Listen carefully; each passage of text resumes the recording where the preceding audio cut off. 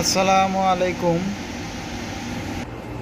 তো আজকের ভিডিওর টপিক হইতেছে প্যাকেজ এসি।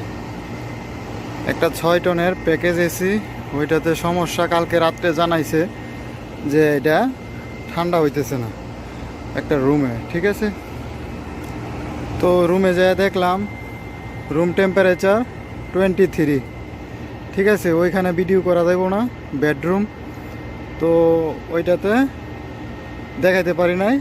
ওখানে রুম টেম্পারেচার আমরা পাইছি 23। ঠিক আছে, তো সেট করছি 18, মানে 18তে সেট করা আছে, তারপরেও কুলিং দিতেছে না। তো আউটডোরে আসার পরে দেখতেছি এটার আউটডোর চলতেছে। ঠিক আছে, আউটডোরে ফ্যান কন্ডেন্সার মোটর চলতেছে। ঠিক আছে, এখানে আরও অনেক প্যাকেজ এসি আছে। এই একটা আছে, এটা হইতেছে 12.5 টনের। এখানে আরও আছে। ঠিক আছে, তো এটা খোলার পরে দেখতেছি কি সমস্যা। তো এটার ইভাপোরেটর সাইডে পুরাটার মধ্যে আইস জমে গেছে। হ্যাঁ, এই কারণে ইনডোরে ইনসাইডে কোল্ড যাইতেছে না। ঠিক আছে, এই যে এটা ব্লোয়ার মোটরও চলতেছে, কিন্তু ইভাপোরেটর সাইডে ফুল আইস। তো এই আইসগুলো আগে সরাই তুইব। আইসগুলো কীভাবে সরামো, এনে আমরা ঠান্ডা পানি ব্যবহার করবো। পানি দিয়ে সেটা আগে আইস সরব বা গইলা দেব, তারপরে দিয়ে সেটা আমরা এই যে এখান থেকে পানি ছাড়বো। ঠিক আছে, পানি ছাড়ার পরে আইসগুলোরে গলামো। ঠিক আছে, আইসগুলা গইলা সারলে এই যে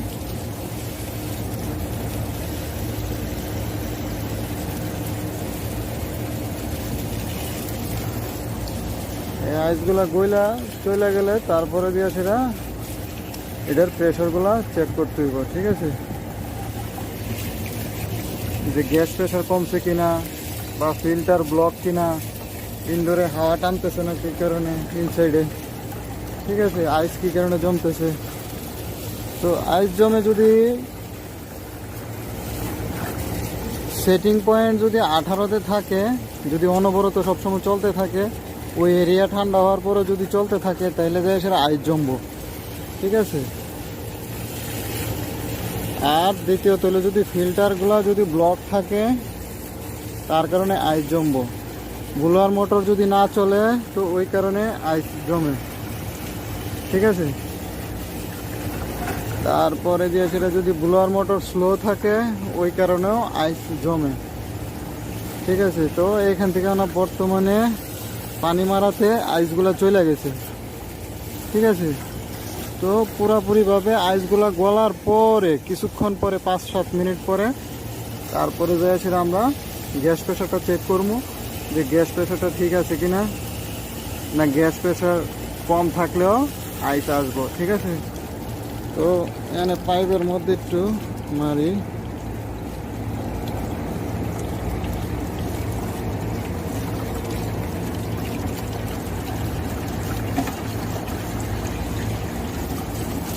তো ঠিক আছে, এইভাবে আগে আইসগুলো সরাইতে হইব, তারপরে দিয়ে সেটা কিছুক্ষণ পরে গ্যাস প্রেশারটা চেক করতে হইব, যে গ্যাস প্রেশার ঠিক আছে কিনা, না গ্যাস প্রেশার ডাউন হয়ে গেছে নাকি গ্যাস প্রেশার কমে গেছে। ঠিক আছে, গ্যাস প্রেশার কম থাকলেও এরকম হয়।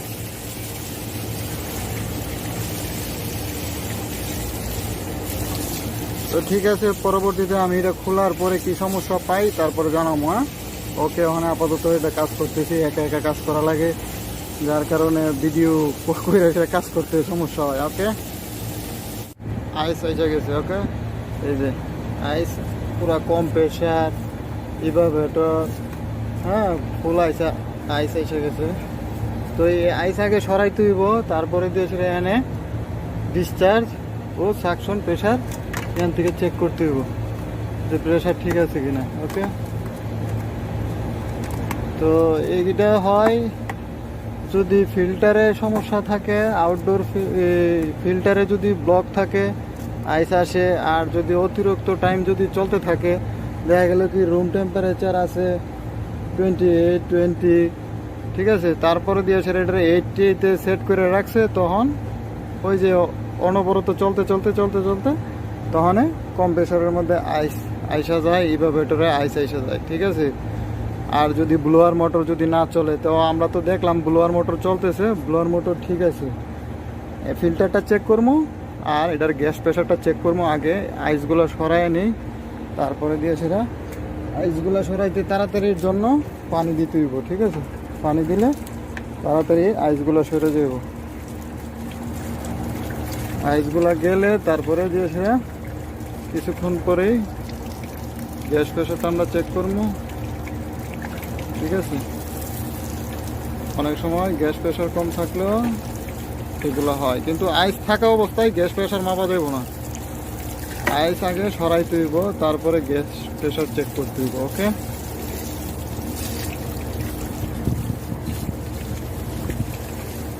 তো পানি দেওয়াতে কিন্তু সাথে সাথে আইসগুলো সরে গেছে, ঠিক আছে। এটা হলো যে সেটা দেরি না করে, অনেক সময় দেখা গেল কি আইস সরতে সরতে 1 ঘন্টা 1.5 ঘন্টা সময় লেগে যাইব, তো এতক্ষণ তো অপেক্ষা করা সম্ভব না, কাজ তো আরও থাকে। তো ওই ক্ষেত্রে পানি দিয়া সাথে সাথে আইসটারে সরাইয়া 5-7 মিনিট পরেই চেক করা যাইব যে গ্যাস প্রেশার ডাউন হয়েছে কিনা, বা গ্যাস প্রেশার কোনো দিক দিয়ে লিক টিক হয়ে হালকা বের হয়ে গেছে কিনা, ঠিক আছে। আর যদি গ্যাস প্রেশার ঠিক থাকে, হয়তো বা থার্মোস্টেট কম্প্রেসর অনবরত চলছে, যার কারণে, ঠিক আছে, যার কারণে কম্প্রেসর অনবরত চললে এরকম আইস আইসা যায়, ঠিক আছে। তো এই যে ম্যানিফোল্ড মিটার লাগাইলাম, ঠিক আছে। এই যে লালটা হইতেছে ডিসচার্জ চিকন পাইপ, ওকে। আর এটা হইতেছে মোটাটা হইতেছে সাকশন, ঠিক আছে। সাকশনে প্রেশার কম থাকে, যার কারণে আমরা এইটা লাগাইছি, ঠিক আছে। এটা হলো লো প্রেশার মিটার, আর এটা হইতেছে হাই প্রেশার মিটার। তো প্রেশার এখন আপাতত কম দেখাইতেছে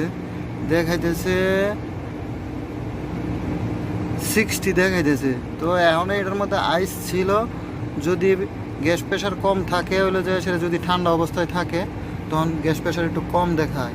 10-15 মিনিট এইভাবে থাকবো, থাকার পরে যদি গ্যাস প্রেশার যদি আপে না যায়, স্ট্যান্ডিং প্রেশার থাকবো আর 22 এর 150 160, ওকে। তো এখানে বর্তমানে কম আছে, 65-এর মতো আসতেছে, আস্তে আস্তে বাড়তেছে। আগে ছিল 60, মানে 65 70-তে আসতেছে, ওকে।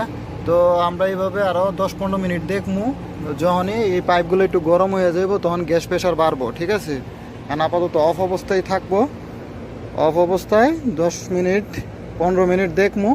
এখন বর্তমানে পাইপগুলো একেবারেই ঠান্ডা, তো ঠান্ডা অবস্থায় গ্যাস প্রেশার একটু ডাউন থাকে।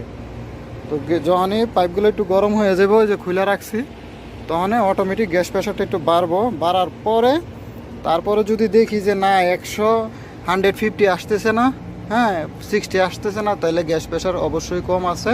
তো ওই ক্ষেত্রে গ্যাস চার্জ করতে হবে, গ্যাস চার্জ করলেই আইসের আর এই প্রবলেম করব না, ওকে।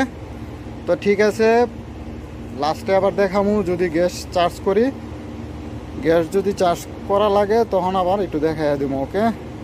তো ঠিক আছে, এর মধ্যে কিছু গ্যাস প্রেশার কম পাওয়া গেছে, ঠিক আছে। কারণ বর্তমানে রানিং আছে, 30 মিনিট ওয়েট করলাম, করার পরে দেখতেছি যে চালু করার পরে মেইন প্রেশার সাকশন প্রেশার হইতেছে 55, ডিসচার্জ প্রেশার হইতেছে 200 থেকে নিচে 190। তো কিছু আপ করে দেবো, ঠিক আছে, 60-65 দেবো সাকশন।